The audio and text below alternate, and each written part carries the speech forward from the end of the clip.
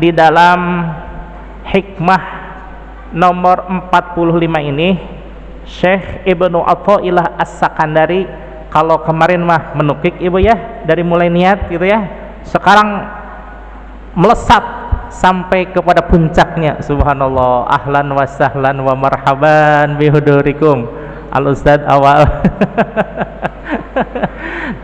di tengah-tengah melesat ternyata ada ustad awal, udah menukik aja dulu.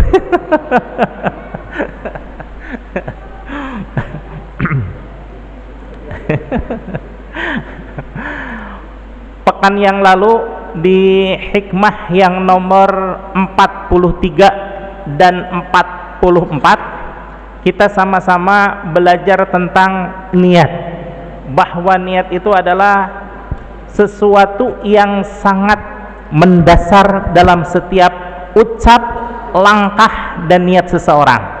Kalau niatnya karena segala sesuatu selain Allah, entah karena dunia, entah karena popularitas, entah karena kekayaan, entah karena sebangsannya yang berkaitan dengan dunia, maka subhanallah capek ibu, capek. Kenapa capek? Karena tidak ada ujungnya. Semakin dikejar dunia semakin mendekat apa semakin menjauh? Menjauh. Semakin kau kejar semakin kau jauh ya. Ya, saya dulu betapa siang jadi malam, malam jadi siang, kepala jadi kaki, kaki jadi kepala untuk mengejar dunia. Yang saya kejar-kejar apa itu? BMW. Betul. Tapi sekian lama, sekian diketukan tanaga saketer kebak.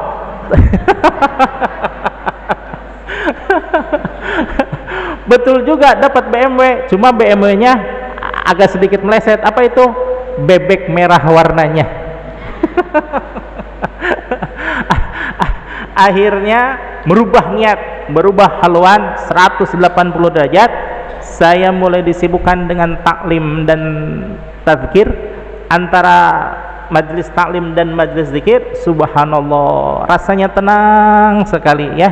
Walaupun penuh dengan orang tawadu, apalagi saya semakin tawadu melihat orang-orang tawadu. Namun tawadu ini bukan berarti bahwa saya selalu tawadu, rendah hati kepada seseorang, tapi tawadu tarak mawa duit. Tapi kalau perginya ke majelis taklim dan majelis zikir, ada nggak yang harus dibeli di majelis taklim? Nggak ada. Ya, nah yang teringat adalah kekuasaan Allah, yang teringat adalah keriduan Allah, yang teringat adalah kasih sayang Allah. Allah lagi, Allah kemudian Allah lagi, dan Allah terus, subhanallah. Jadilah bahwa semakin hari semakin lama kita hidup di majelis taklim dan majelis zikir, rasanya qalbu kita semakin tenang, insya ala bidzikrillahi tatmainnul qulub. Nah, ibu hadirin jamaah sekalian, kalau pekan lalu 43 dan 44 kita belajar tentang niat. Karena kalau niatnya karena Allah, subhanallah, insya Allah segala sesuatu akan tercapai dengan mudah, indah, dan menyenangkan. Nah, kalau sekarang melesat bu ya, bukan hanya tataran yang standar saja, tapi subhanallah langsung diajak melesat oleh Syekh Ibnu Athaillah As-Sakandari kepada suatu amal yang paling istimewa.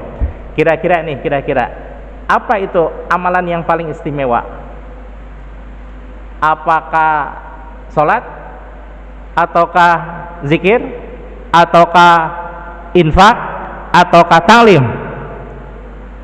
Semua itu hanya amaliyahnya, tapi ada sesuatu yang mendasari, sehingga kalau amal itu disertai sesuatu yang ini istimewa ini, maka semua amalan otomatis akan diterima oleh Allah Subhanahu wa taala. Kira-kira amalan apa itu?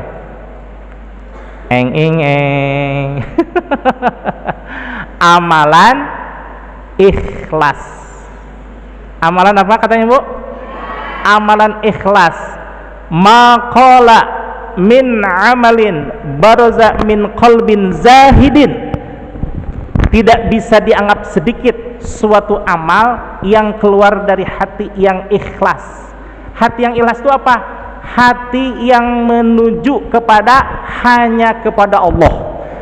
Masih wallah, selain Allah itu sesuatu yang dipalingkan. Bahwa kita beramal, kita melaksanakan ibadah, kita melaksanakan tuntunan syariah semata-mata karena Allah, itu yang dimaksud dengan ikhlas. Ada banyak redaksi hadis yang menyatakan tentang bahwa ikhlas itu suatu amalan yang paling istimewa. Di dalam satu riwayat Nabi Muhammad SAW, walaupun ini ikhtilaf ya, ada yang mengatakan dhaif, ada yang mengatakan hasan dan lain sebagainya. Nah, namun kita ambil faidahnya saja, bahwa kalau satu amalan disertai dengan dalil dari Rasulullah SAW, maka kalau seandainya itu tidak berkaitan dengan hukum, maka itu bisa diamalkan selama tidak bertentangan dengan hadis yang sahih. Betul? Apa itu hadisnya?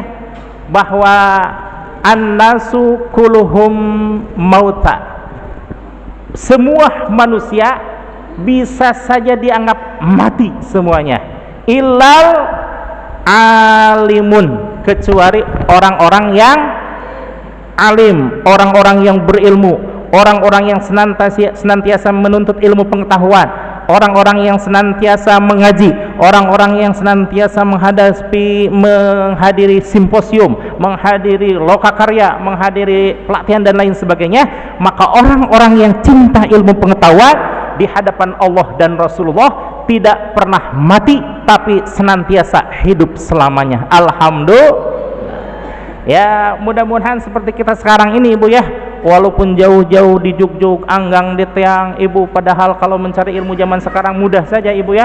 Kenapa? Dengan klik jari semua ilmu didapat oleh kita. Entah itu ilmu nasab, ilmu tentang faraid, ilmu tentang nahu, ilmu tentang teknologi, ilmu tentang sastra dan lain sebagainya, hanya dengan ulasan satu jentik jari, tik, semuanya bisa kita dapatkan. Betul?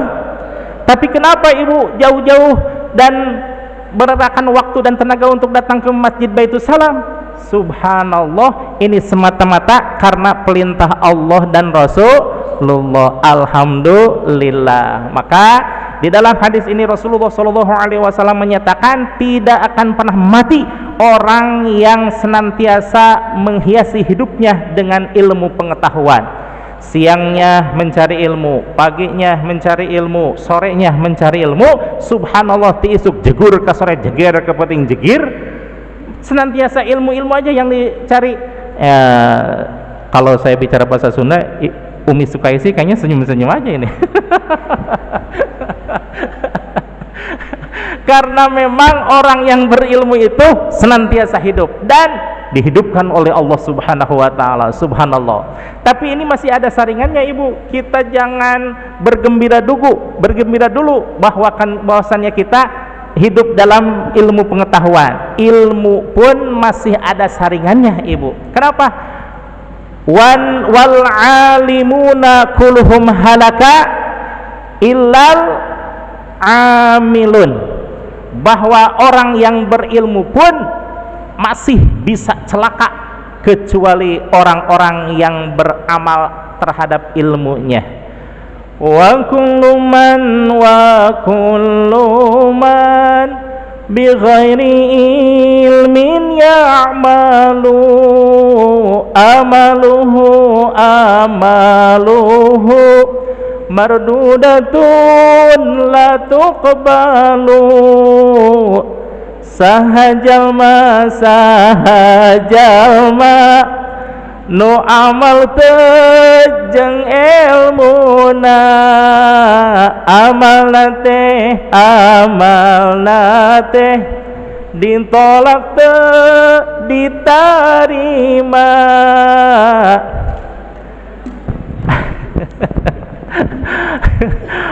Walaupun itu warisan dari Syekh Ibnul Islam dalam Az-Zubaidnya, tapi riwayat tersebut saya terima dari almarhum ayahanda mertua saya. Jadi sebelum beliau meninggal, beliau mewariskan nazm tersebut yang sampai sekarang alhamdulillah saya ingat. Karena saking ingatnya, setiap saya lupa, saya lirik aja putrinya, ingat lagi gitu ya.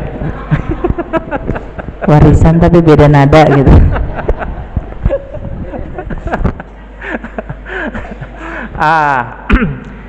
Amal yang tidak dilandasi dengan ilmu pengetahuan, mardudatun la tuqbalu, tidak akan pernah diterima, ditolak oleh Allah Subhanahu wa taala. Kenapa? Karena tidak sesuai dengan job description-nya. Seperti halnya dulu ketika saya di kampung, subhanallah, mungkin ketika orang bangun masjid, sudah selesai masjidnya, biasanya apa itu? Euforia, ya. Euforia karena merasa betapa sangat gembiranya gitu ya. Saking sangat gembiranya, itu ada satu panitia yang subhanallah, setelah ada acara tasyakuran binikmah atas dibangunnya suatu masjid yang tadinya masjid reyot, walaupun itu masjid jami, tapi karena di tengah kampung ya masjidnya masjid reyot lah. Kemudian dibangunlah masjid yang untuk ukuran saat itu betapa megahnya. Kemudian satu di antara panitia itu setelah melaksanakan tasyakuran, dia bilang kepada saya, "Pak," katanya, Kang nyebutnya, "Kang, saya mulai saat ini akan semangat lah pokoknya, akan saya laksanakan semua sholat sunnah, dari sholat mulai dari duha, kemudian sholat qabliyah sampai sholat ba'diyah," katanya. Bagus Pak, saya bilang. Lalu setelah sholat asar, Allahu Akbar. Ya kan yang lain mah lekum gajelang gitu ya, atau turidan, ini mah Allahu Akbar. Setelah orang-orang berlalu, saya tanya, "Pak, yang barusan itu sholat apa ya?" Dengan pedenya dia menjawab, "Saya teh lagi semangat-semangatnya Kang Kodar," katanya, "ini sholat ba'diyah saya yang pertama dan mudah-mudahan selamanya." Karena saat itu masih ada orang, saya senyum-senyum aja ya. Kemudian setelah berlalu orang tersebut, kemudian saya ke pinggir, "Pak, mohon maaf, kalau asar mah tidak ada ba'diyah, yang ada hanya qobliyah.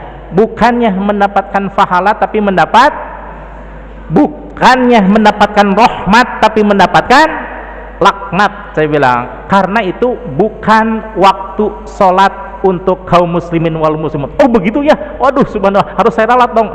Gampang Bapak, tinggal tobati saja, saya bilang. Mardudatun la tuqbalu, amalan tanpa dilandasi dengan ilmu pengetahuan, maka itu amalannya akan tertolak. Pun sebaliknya, kalau ilmu saja hanya dituntut, ilmu hanya dicari, ilmu bahkan dipajang di lemari-lemari dengan membeli buku-buku dan kitab-kitab, tapi tidak diamalkan, ibu mendingan pilih ya, mendingan ilmu tinggi tapi tidak diamalkan, atau ilmu biasa-biasa saja sambil belajar tapi sedikit-sedikit diamalkan. Bagusan yang mana? Sedikit-sedikit diamalkan, karena memang bahwa al-alimu wal-alimuna kulluhum halaka illal amilun. Semua orang yang berilmu pun bisa saja celaka, illal amilun, kecuali orang-orang yang beramal. Insya Allah ibu beramal siap? Tapi jangan dulu gembira ibu. Kenapa? Karena masih ada saringan berikutnya. Wal amiluna kulluhum gharaqa illal mukhlisun. Orang-orang yang beramal pun, yang mengamalkan ilmunya, bisa saja tenggelam, kecuali orang-orang yang mukhlisun. Orang yang apa? Orang yang ikhlas hanya karena Allah Subhanahu wa ta'ala. Subhanallah, ternyata amalan yang paling tinggi, entah itu sholat, entah itu zikir, entah itu talim, entah itu zikir dan lain sebagainya, yang kalau seandainya dihiasi dengan ikhlas kepada Allah, ya, insya Allah mudah-mudahan kita semuanya di samping belajar ikhlas, kita pun semakin mengistiqomahkan keikhlasan itu sendiri, insya Allah. Jadi ibu bapak hadirin jamaah sekalian, mulai saat ini dan selamanya, dan juga orang-orang yang terkait dengan kita, entah itu suami atau istri atau putra atau putri atau cucu atau tetangga dan lain sebagainya, semua orang yang berkaitan dengan kita mudah-mudahan bisa beramal yang pertama dilandasi dengan ilmu pengetahuan. Kalau seandainya berilmu akan dihiasi dengan amal perbuatan, dan kalau sudah beramal maka insya Allah akan dilengkapi dengan akan dilengkapi dengan ikhlas karena Allah. Siap ibu, siap? Siap, bener siap? Alhamdulillah. Ibu bapak hadirin jemaah sekalian, tadi masih ingat amalan apa yang paling istimewa? Oh, luar biasa, ikhlas, langsung nyantok gitu, skrum, jeriwil gitu ya. Ada yang lebih menguatkan lagi ibu, di dalam surah Shad ayat 82 sampai 83. Betapa kalau kita merenungi, mentafakuri ayat tersebut, Shad 82 dan 83, nambah nih amunisi kita. Apa itu? La'ughwiyannahum fabi'izzatika la'ughwiyannahum. Si setan berkuar-kuar ibu ketika berdiskusi dengan Allah Subhanahu wa ta'ala. Apa itu? Diskusinya adalah fabi'izzatika, demi kemuliaanmu ya Allah, la'aqudanna lahum, akan aku jerumuskan seluruh manusia, akan aku pemparkan seluruh manusia tanpa terkecuali. Berarti kita termasuk tidak? Termasuk, semuanya tanpa terkecuali. Illa 83-nya, illa ibadaka minhumul mukhlasin, kecuali kecuali gimana lanjutannya? Subhanallah, ternyata banyak ustadzah di sini ya. Kecuali ya Allah, hamba-hambamu yang hamba itu termasuk orang-orang yang beda, mukhlis dengan mukhlas beda. Hamba-hambamu yang termasuk orang yang mukhlas. Apa beda mukhlis dengan mukhlas? Kalau asal katanya khalaso tetap sama, tapi mukhlis dengan mukhlas jelas berbeda. Kalau mukhlis, contohnya kita semuanya, tapi bapak-bapak mungkin insya Allah dan ibu-ibu ada di mukhlas tuh. Kalau saya mah mukhlis. Apa itu mukhlis? Berusaha untuk ikhlas. Kalau yang namanya berusaha, belajar atau tidak itu teh? Belajar. Yang namanya belajar ada kemungkinan terpleset nggak? Kadang-kadang ikhlas, tempo-tempo tidak ikhlas, tempo-tempo tidak ikhlas, kadang-kadang lebih tidak ikhlas lagi. Namanya juga sedang belajar gitu ya, jatuh bangun lagi, seperti halnya pepatah ulama sepuh, apabila lupa ingatkan lagi, apabila sudah putus sambungkan lagi. Sekali lagi apabila terlupa ingatkan lagi, apabila terputus sambungkan lagi. Subhanallah, itu ikhlas ya. Itu tingkatan saya. Mungkin bapak dan ibu mah sudah mukhlas semuanya ya, beda wajahnya suci dalam debu atau ya. Apa itu mukhlas? Mukhlas adalah hamba yang ditarik oleh Allah Subhanahu wa ta'ala untuk menjadi ikhlas, istiqomah selamanya. Subhanallah ya. Nah, siapa itu orang-orang yang mukhlas? Hanya orang-orang yang terpilih. Di antaranya sudah jelas para nabi, para rasul, dan para wali. Salah satu waliullah yang paling terkenal adalah Sayyidina Umar ibnul Khattab. Bagaimana Sayyidina Ibnu Khattab? Subhanallah, di dalam hadis yang diriwayatkan oleh Ibnu Asakir bahwa inna syaitana, sesungguhnya si setan, yufarriku, akan menjauh itu dari Sayyidina Umar, min Umar bin Khattab, dari Umar bin Khattab. Apabila Sayyidina Umar berjalan di satu jalan, si setan milih jalan yang lain. Karena apanya? Saking takutnya, betapa haibahnya, luar biasa Sayyidina Umar. Beda kalau Mang Kodar jalan di sini, si setan bakal nyantok karena si setan. Nah, ini mukhlas itu adalah orang-orang yang ditakdirkan oleh Allah Subhanahu wa taala untuk senantiasa ikhlas selamanya, senantiasa tanpa pamrih seluruh amalnya, senantiasa kolbunya suci, mimma siwallah, selain segala sesuatu suci semuanya. Itulah orang-orang yang mukhlas. Setan kira-kira sanggup gak menghadapi orang mukhlas? Sanggup tidak menghadapi orang-orang mukhlas? Sudah jelas tidak akan sanggup. Illa ibadaka minhumul mukhlasin. Semua orang itu akan dijerumuskan oleh si setan, kecuali orang-orang yang mukhlas. Ada dari petuah wasiat Kangjeng Nabi, namanya juga wasiat ya, fi'il amar itu ya dulu alal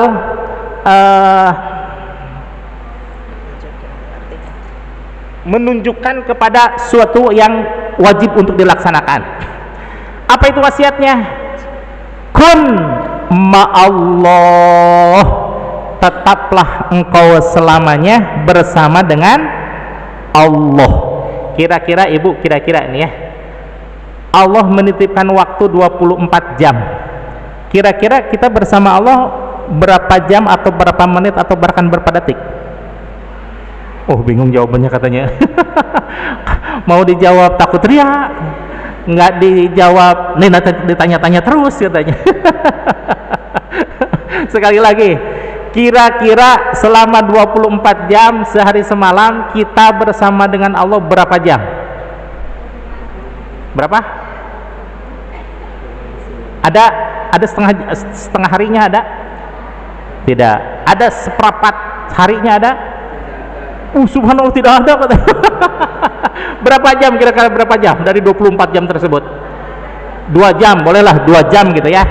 Sedangkan tadi perintah oleh Rasulullah, kun ma'allah, tetaplah untuk bersama-sama dengan Allah. Tapi kita tidak sanggup ya Rasul, bagaimana ini? Ada pilihan dari Rasulullah Shallallahu Alaihi Wasallam. Fa illam takun ma'allah, kalau seandainya engkau belum sanggup bersama dengan Allah, karena memang psikologi Rasulullah istimewa. Kenapa? Beliau bisa merasakan penderitaan umatnya, merasakan kegalauan umatnya. Salah satunya apa itu? Salah satunya betapa sulitnya kita bersama-sama dengan Allah. Betul?